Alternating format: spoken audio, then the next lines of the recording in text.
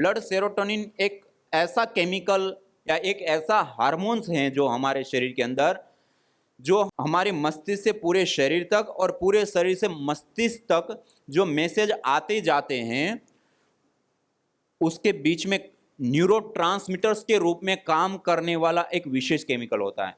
उसके साथ साथ जो हमें एक अच्छा लगना, जो एक प्रसन्नता आती है ना, एक प्रफुल्लता, एक प्रसन्नता, एक अच्छा लगना, ये अच्छा लगने के पीछे जो केमिकल काम करता है वो होता है सेरोटोनिन, और उसकी मात्रा को वो बढ़ा देता है। तो ये दो लाभ बहुत विशेष रूप से ऋण आवेशित कण से पाए जाते हैं, और 5, 10, 15 मिनट के लिए जहां हम घर में हवन करते हैं वहां पर ऐसा वातावरण बन जाता है जो घना जंगल होता है वैसा वातावरण, तो उसका भी हमें लाभ मिल जाता है। उसके साथ साथ वायु का शोधन करने का काम करता है। क्या करता है? वायु का शोधन। वायु का शोधन क्या है? आज आपने CPCB central control pollution board की वेबसाइट के ऊपर जाकर के आप देखेंगे तो एयर क्वालिटी इंडेक्स के 7-8 पैरामीटर्स हैं। इसके अलावा इंडस्ट्रियल पोल्यूशन के और अलग अलग पैरामीटर्स, अलग अलग चीज़ें बताई गई हैं कि इस वातावरण में ये इतनी इतनी मात्रा से ज़्यादा चीज़ें होती हैं, तो वहाँ पर रहना स्वास्थ्य के लिए अच्छा नहीं होता है, तो वहाँ से बचाव करें या उस वातावरण में ना रहें। और कंपनियों के लिए, फैक्ट्रियों के लिए कानून भी बने हुए हैं कि आप यदि इस चीज़ का प्रोडक्शन कर रहे हैं, कोई रबर की इंडस्ट्री है, कोई धातु की इंडस्ट्रीज हैं, तो सब इंडस्ट्री के लिए अलग अलग कानून बने हुए हैं कि क्यों? क्योंकि वहाँ पर उस चीज़ का काम होगा तो उस वातावरण के अंदर कुछ ऐसे तत्व जो स्वास्थ्य के लिए हानिकारक होते हैं वो वातावरण में आ जाते हैं, तो उसकी या तो निवृत्ति हो या उसकी सेफ्टी हो या उसका विशेष रूप से मनुष्य के संपर्क में ना आए, उस प्रकार की सारी व्यवस्थाएं कानूनीगत वहाँ पर बनाई गई हैं। तो कहने का अभिप्राय है कि हम जिस वातावरण के अंदर रहते हैं उस वातावरण के अंदर अलग अलग प्रकार स्थानों पर जाते हैं तो अलग अलग प्रकार के अलग अलग तत्व होते हैं, और उसी के आधार पे हमारे शरीर के ऊपर, स्वास्थ्य के ऊपर भी उसका प्रभाव पड़ता है, और उसी के कारण से ये कानून बनाए गए हैं कि उससे हमारा बचाव हो। तो जब हम यज्ञ करते हैं, हवन करते हैं, अग्निहोत्र करते हैं, उससे वातावरण का शोधन होता है। वातावरण का शोधन अर्थात वातावरण के अंदर जो SOx, NOx, CFC, क्लोरोफ्लोरोकार्बन से लेकर के बहुत सारी ऐसी चीजें होती हैं जो हानिकारक तत्व होती है, उसकी मात्रा को भी हवन न्यून करता है। अभी एक रिसर्च की गई, उस रिसर्च में पाया गया, नासा के अंतरिक्ष वैज्ञानिक डॉक्टर ओम प्रकाश पांडे जी, वो अंतरिक्ष वैज्ञानिक के रूप में कार्य कर रहे हैं और बड़े लेवल पर एक बहुत अच्छी पोस्ट पर वो नासा में बड़े लेवल पर काम कर रहे हैं। तो उनको कि अंतरिक्ष में अभी जो ये ओजोन परत का क्षरण हो रहा है ना, तो उसके लिए वो उपाय खोज रहे, क्या करें, कैसे करें। तो उनको वहाँ पर भारत के कुछ साहित्य को वो जब पढ़ रहे थे तो उसमें जैसे अंतरिक्ष वसोः पवित्रमसि द्योरसि पृथ्वीरसि मातरिस्वानो धर्मोसि परमेण धामना द्रियास्व माँ वारमाते यज्ञपतिम वार्षित, ये अथर्ववेद का एक मंत्र है। वसोः पवित्रमसि, यज्ञ पवित्रता का हेतु, वसोः पवित्रमसि द्योरसि, यह द्युलोक में स्थित होने वाला है, उसको पवित्र करने वाला है, उसको संतुलित करने वाला है। द्योरसि पृथ्वीरसि, पृथ्वीलोक को संतुलित करना। पृथ्वी मातरिस्वानो, मातरिस्वान कहते हैं वायु को, मातरिस्वानो धर्मोसि, वायु को शुद्ध करने वाला है। परमेण धामना त्रिहस्व माँ वारमाते यज्ञपतिम वार्षित, जिस जिस स्थान पे यज्ञ होते हैं वो परमेण धामना, वो परम धाम बन जाते हैं, बहुत अच्छे स्थान बन जाते हैं। द्रिहस्व, हमें बढ़ाने वाले, हमें आरोग्य देने वाले वो स्थान, परमेण धामना द्रिहस्व माँ वारमाते यज्ञपतिम वार्षित, तू यज्ञ का त्याग मत कर। ये अथर्ववेद का एक मंत्र है और उसके अंदर द्युलोक का भी यज्ञ के माध्यम से वर्णन मिलता है, पोषण का। उन्होंने उस रेफरेंस को लेकर के कुछ वहां पर लेबोरेटरी में काम किया तो उनको थोड़ा सा एक आइडिया सा आया कि कुछ हो सकता है। यहाँ पर दक्षिण भारत की 1-2 लेबोरेटरी के साथ उन्होंने मिल करके और कुछ धार्मिक आध्यात्मिक जो अनुष्ठानिक संस्थाएं होती हैं उनको लेकर के कुछ विशेष यज्ञों का आयोजन किया और कई सैटेलाइट आदि के माध्यम से उन्होंने पूरा आकलन किया कि क्या उसमें रूपांतरण आते हैं, किस प्रकार से चेंजेज आते हैं। तो उसमें उनको अंतरिक्ष में बड़े रूप में चेंज आते हुए दिखाई दिए। उसके बाद लखनऊ की एक लेबोरेटरी में उन्होंने कंट्रोल प्रयोग किए कि ये वहाँ पर जो ये चेंज अंतरिक्ष में हुए, क्यों हुए, कैसे हुए। तो हवन किया, हवन से क्या क्या चीज़ें निकली, जो धुआं उठता है क्या क्या निकला, उसमें क्या क्या चीज़ें, तो एथिलीन ऑक्साइड, प्रोपिलीन ऑक्साइड से लेकर के अलग अलग प्रकार की गैसें, वो जब वायु के अंदर आती हैं तो वायु के अंदर एक अभिक्रिया होती है जिसको आपने सबने सुना है, फोटोसिंथेसिस प्रक्रिया। क्लोरोफिल के ऊपर जब सूर्य की किरण पड़ती है, क्लोरोफिल जो पत्तों का जो हरापन होता है उसके ऊपर जब सूर्य की किरण पड़ती हैं तो CO2 वातावरण के अंदर कार्बन डाइऑक्साइड का बॉन्ड ब्रेक होता है, कार्बन को अवशोषित करके अपना आहार बना लेते हैं, ऑक्सीजन अलग हो जाती है, रिलीज हो जाती है। ये प्रोसेस हम सब ने पढ़ी है। सेम प्रोसेस होती है फोटोकेमिकल प्रोसेस, जो गैस गैस के बॉन्ड्स आपस में जब मिलते हैं और एक निश्चित टेम्परेचर बनता है तो उसके बॉन्ड्स टूटते हैं, बनते हैं, टूटते हैं, बनते, जिसके परिणाम स्वरूप इस वातावरण में आमूलचूल परिवर्तन निरंतर चल रहे होते हैं, गैसेस के परिवर्तन के रूप में।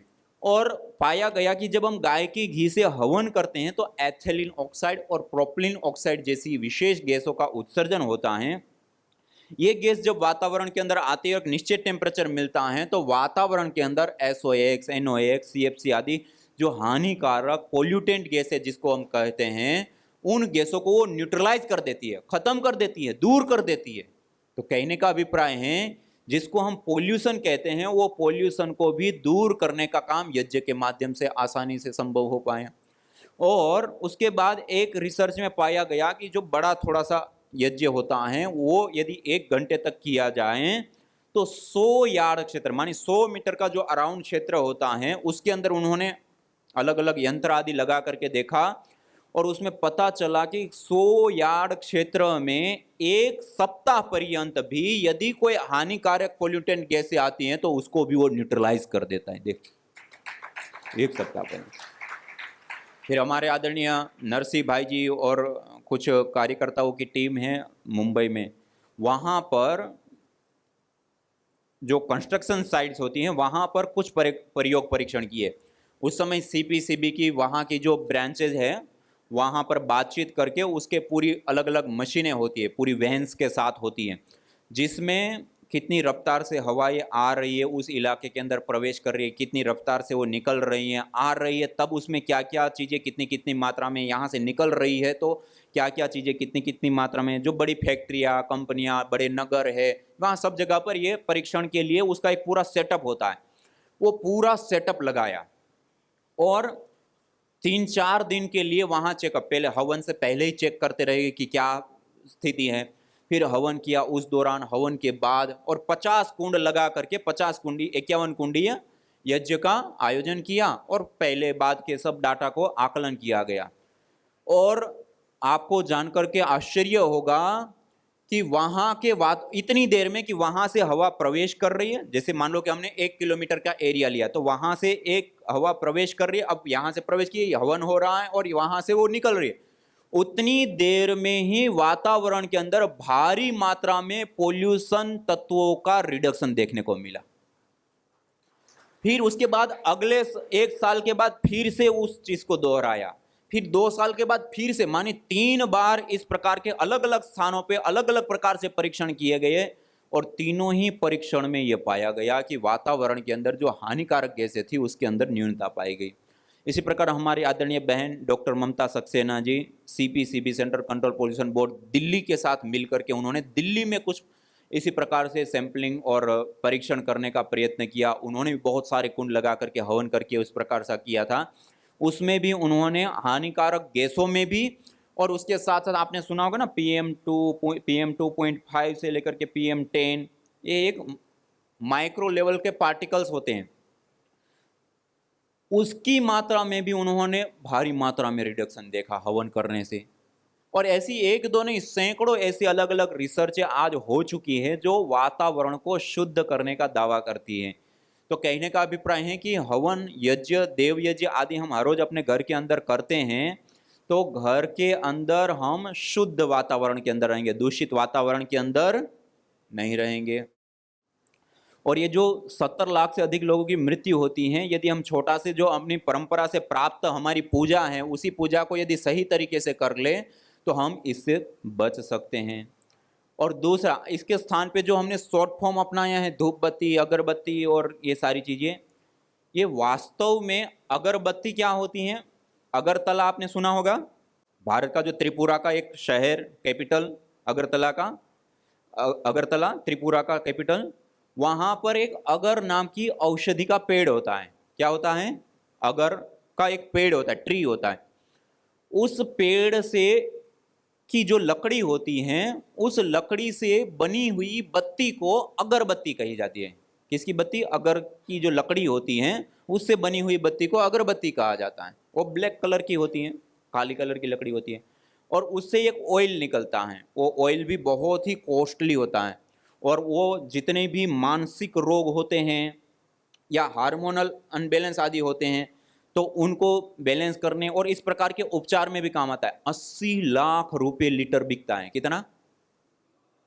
सोने की कीमत है 70-80 लाख रुपए किलो, और वो ऑयल की कीमत है उतनी। और ये भारत से एक्सपोर्ट होता है विकसित देशों के अंदर, और अपने ही भारत में बड़े। और हमारे यहाँ पर घर घर में अगरबत्ती का प्रचलन, सहज रूप से हम अगर का प्रयोग करते हैं। और इसमें क्या होता है? एक अगर और एक दूसरा गुगुल, गुगुल गोंद होता है ना, जैसे ये आपके सामने रखा, ये गुगुल एक पेड़ विशेष का निर्यास गोंद होता है, निथरता हुआ गोंद। तो ये गोंद आपने सबने धुनी अपने घरों में की होगी। गुगुल की धुनी तो सब लोग लगभग करते ही हैं, और कभी विशेष पूजाओं में तो करते ही हैं।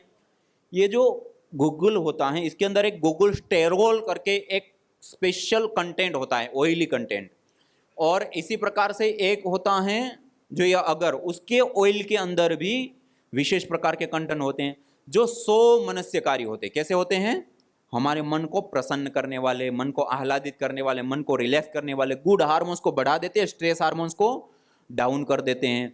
उसमें परफ्राल है, गुगुल स्टेरोल है, ऐसे ये विशेष कंटेंट होते, केमिकल्स होते हैं जो बहुत ही ज्यादा अनेक प्रकार के रोगों से हमें बचा लेते हैं। उसकी जो गंध होती है ना, जो सुगंधी लेते हैं, जैसे ही हम ये गुगुल अग्नि में डालते थे, एक विशेष प्रकार की सुगंधी आती है ना, वो गंध जैसे ही हम इनहेल करते हैं ना, हमारी पिनियल ग्लैंड, पिट्यूटरी ग्लैंड वो एकदम से प्रभावित होती है और गुड हार्मोन्स को बढ़ा देती है, स्ट्रेस हार्मोन्स को डाउन ला देती है। तो ये एक प्रकार से बहुत ही साइंटिफिक, वैज्ञानिक तौर पे सार्वजनिक रूप से स्ट्रेस मैनेजमेंट का सुपर तरीका है। और आज करोड़ों रुपए का खर्च होकर के ये चीजें होती हैं विकसित देशों में, जहां पूजा पाठ ये नहीं करते, तो वहां पर अलग प्रकार से वो चीजें होती हैं। तो कहने का अभिप्राय, अब हम जो अगरबत्ती घर में जलाते हैं, क्या जलाते हैं? बांस की सड़ी है, उसके ऊपर कोयला का कवर चढ़ा दिया है, और बहुत ही घटिया प्रकार की गंध के अंदर के इतरों के वो उसमें डुबा करके आपको दे दिया है।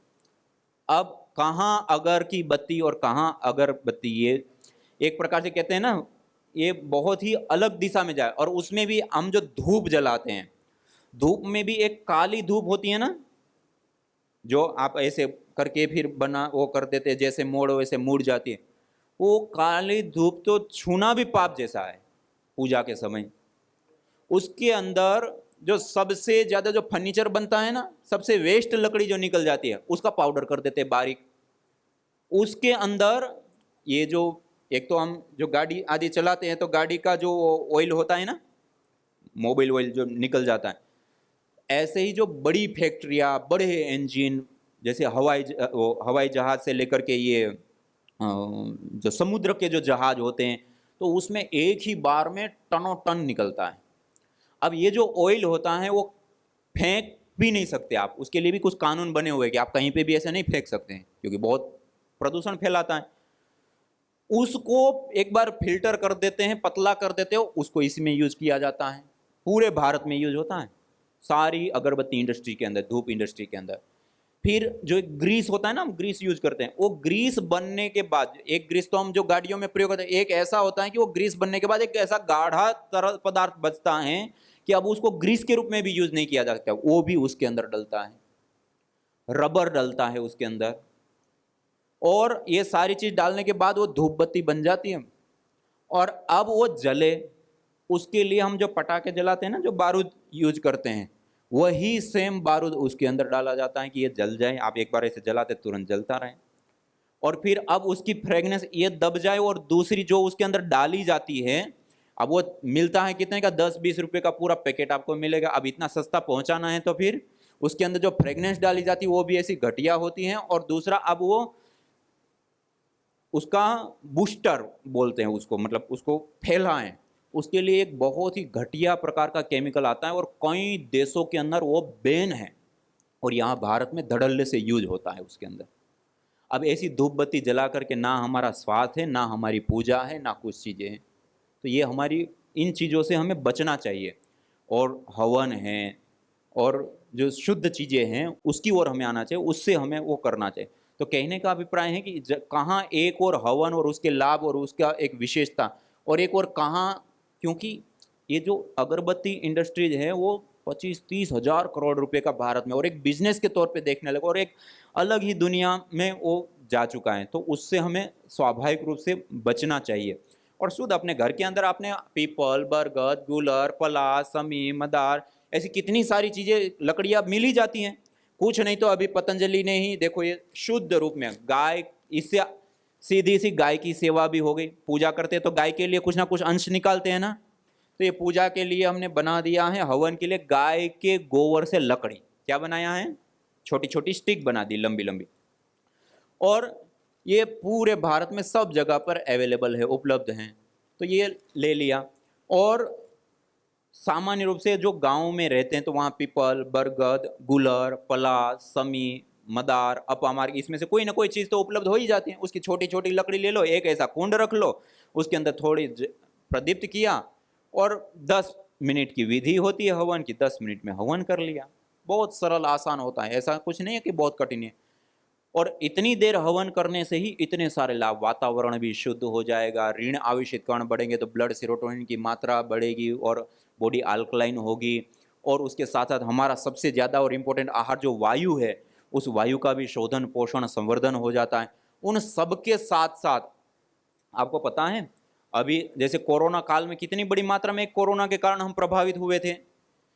वो एक घटना को तो छोड़ दिए जो सबसे ज्यादा भारी मात्रा में आई, लेकिन इस प्रकार के कई सारे बैक्टीरिया, वायरस और फंगस जो माइक्रो, मतलब इतना छोटा होता है, इतना छोटा होता है हम अपनी आंखों से उसको नहीं देख सकते, और हम 24 घंटे के अंदर एक रिसर्च में पाया गया है कि 1000 से ज्यादा प्रकार के बैक्टीरिया, वायरस, फंगस के संपर्क में आते हैं हम। कितने? 1000 से, जो वातावरण के अंदर भी तैरते हुए होते हैं, सरफेस के ऊपर, कपड़े में, दरियों में, गद्दों में, सोफे में, पर्दों में, सब जगह पर होते 1000 से ज्यादा। और आज हम कितना सावधान हैं, कपड़ों, वस्त्र धोने से लेकर के स्नान के लिए साबुन, शैम्पू, टूथपेस्ट, घर के अंदर पोछा लगा रहे हैं तो गोनाइल, फिनाइल से लेकर के अलग अलग चीजें हम प्रयोग करते हैं, हैंड वॉश, हैंड सैनिटाइजर, कितनी ये सारी जितनी भी चीजें हम प्रयोग कर रहे हैं, साबुन से लेकर के सर्फ से लेकर जो कपड़े धोने का चूर्ण आदि से लेकर जितनी चीजें हम प्रयोग, ये सारी की सारी चीजें हम बैक्टीरिया से बचाव के लिए प्रयोग करते हैं। दिन भर में कितनी चीजें प्रयोग हो गई। और उसके बाद कि मैं आपको WHO के आंकड़े बताऊं तो 2.25 करोड़ लोगों की मृत्यु होती है। कितने?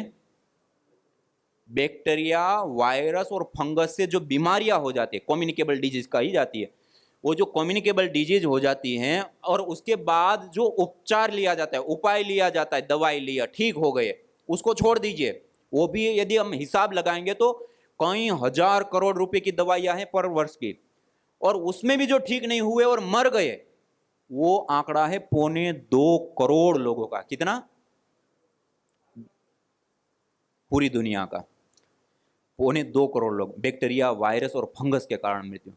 जब हम हवन करते हैं, यज्ञ करते हैं, अग्निहोत्र करते हैं, उससे जो उठने वाला धूम्र है, उस धूम्र को हमने यहाँ अपने पतंजलि रिसर्च इंस्टीट्यूट, आपने देखा होगा, रोड के ऊपर ही बहुत बड़ा बिल्डिंग है, वहाँ पर अपने पास पूरी सारी अलग अलग रिसर्च की व्यवस्था है। उसमें से केमिस्ट्री लैब की एक एडवांस टेक्नोलॉजी होती है, gas chromatography mass spectroscopy, GCMS। वो जो गैस फॉर्म में जो चीज़ें होती है उसको माइक्रो लेवल पर एनालाइज करके हमें पता चलता है कि क्या क्या तत्व कितनी कितनी मात्रा में। जब हम देव यज्ञ करते हैं गाय का घी और जड़ी बूटियों से, जो 5-10 मिनट में किया जाता है, उस हवन को करने पर जो उठने वाला धूम्र है, उसको जब हमने उसमें एनालाइज किया तो पता चला कि उस यज्ञ के धूम्र के अंदर 40 से भी ज्यादा प्रकार के एक्टिव मेडिसिनल कंपोनेंट्स है, और उसमें 13 से ज्यादा प्रकार के ऐसे कंटेंट हैं जो माइक्रोबायल एक्टिविटी देने वाले, जो बैक्टीरिया, वायरस, फंगस आदि से हमारा बचाव करना या उस बीमारी को ट्रीट करना, ठीक करना या उसको ये दूर करने के लिए जो प्रयोग में आते हैं वो केमिकल उसके अंदर विशेष रूप से पाए गए। उसके बाद हमने विशेष रूप से यहाँ पर जो हॉस्पिटल के अंदर जो लोग आते हैं तो 5 दिन, 7 दिन, 10 दिन बीमार व्यक्ति रुका, उसके बाद निकल जाते हैं। उसके बाद उस कमरे के अंदर वहाँ पर रखी बेड शीट, वातावरण, वहाँ पर सब जगह पर अलग अलग प्रकार के बैक्टीरिया आदि सब चीज़ें होती है। उन चीज़ों को हमने देखा और उसका एक पूरी लेबोरेटरी वर्क होता है, एक पूरी उसकी पद्धति प्रक्रियाएं होती हैं। पहले तो हमने लेबोरेटरी में ही माइक्रोबायोलॉजी लैब के अंदर प्लेटों के अंदर उसको जनरेट करके अलग अलग प्रकार के बैक्टीरिया, वायरस, फंगस आदि के ऊपर हवन के धूम्र के प्रभाव देखे, उसमें अब ज़बरदस्त देखने को मिले। फिर सोफे, गद्दे, पर्दे, जैसे हमने इस हॉल के अंदर है तो यहाँ पर पहले क्या है, फिर हवन करने के बाद कितनी मात्रा, इस प्रकार से सारी चीज़ें देखी। आपको जानकर के गर्व होगा, एक बार मात्र किया गया हवन 5 मिनट का 65% से 96% बैक्टीरिया, वायरस, फंगस को किल कर देता है एक बार मात्र।